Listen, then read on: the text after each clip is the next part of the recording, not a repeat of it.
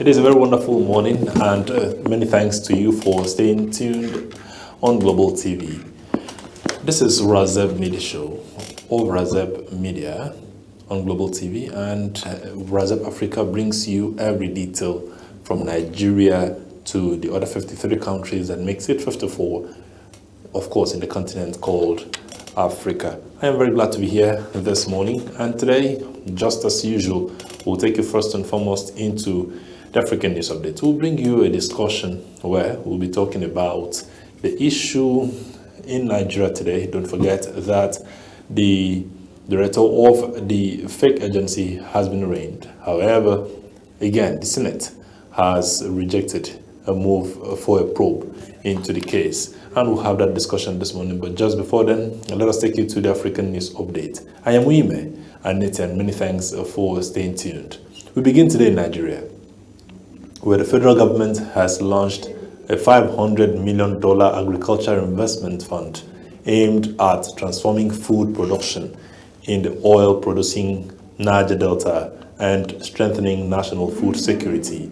Vice President Kashim Shettima says the fund will operate as a commercially driven investment vehicle targeting crops, livestock, fisheries, aquaculture, palm oil, and marine resources. The initiative is expected to attract financing from multilateral institutions, including the World Bank, the African Development Bank, and the Islamic Development Bank, alongside private investors.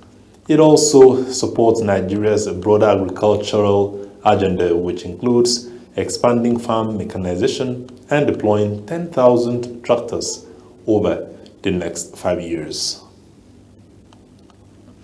But still in Nigeria, attention is turning to diplomacy as President Bola Tinubu has confirmed his participation in the 81st session of the United Nations General Assembly in New York this September.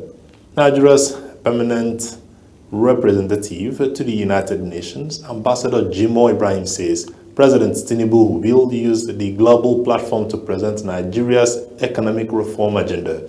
Officials also say the president is expected to be seated close to the United States President Donald Trump during the assembly, raising the possibility of an informal meeting between both leaders on the sidelines of the summit.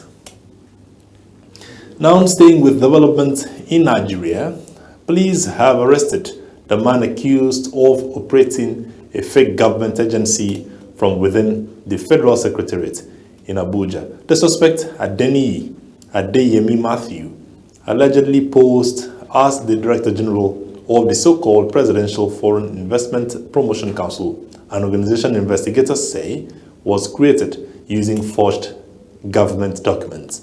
The arrest follows a nationwide manhunt ordered after the suspect failed to appear in court, with authorities continuing investigations into one of Nigeria's most unusual impersonations and fraud cases in recent years.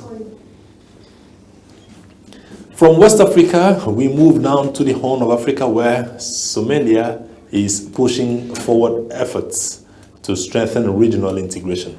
Somalia has hosted a 3-day high-level meeting in Mogadishu focused on implementing the IGAD protocol on the free movement of persons. Government officials and regional representatives discussed practical measures to ease cross-border movement, promote trade, and deepen economic cooperation across the Horn of Africa, although no timeline has yet been announced for the protocol full implementation.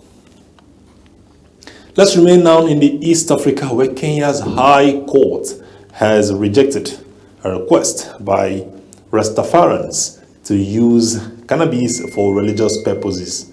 The court ruled that the group had failed to prove the country's strict anti-drug laws violate constitutional protections on religious freedoms. However, the judge acknowledged the growing debate around Kenya's cannabis laws, describing the current legal framework as increasingly difficult to sustain and calling for broader national discussions on possible reforms. But now still in the East Africa, but turning to Southern Africa. South Africa has dismissed claims that it has become isolated from the rest of the continent following recent anti-illegal migration protests. Presidential spokesperson Vincent Magyenwa said the government continues to condemn attacks on foreign nationals while maintaining that immigration laws must be enforced within the constitution. He also rejected what he described as a deliberate misinformation campaign, insisting South Africa remains actively engaged with African partners through ongoing diplomatic and regional cooperation. Across North Africa, France and Morocco are seeking to deepen relations as part of a renewed diplomatic partnership. French Prime Minister Sébastien Lecornu has arrived in Rabat for high-level talks covering security, defense, investment, and economic cooperation. The visit follows last year's diplomatic reset between both countries after France recognized Morocco's claim over Western Sahara, with both governments now seeking stronger strategic and economic ties. And that's where we draw the curtain for the African News Update. We'll take a break here, and when we return, we'll be having a very wonderful discussion, and that will be about the fake agencies of government, and of course, the governance gaps. We'll be rethinking, we'll be looking at oversight, we'll be looking at transparency, and of course, institutional reform in Nigeria. Do want to stay tuned. Once again, I am Uime and Netia. Good morning.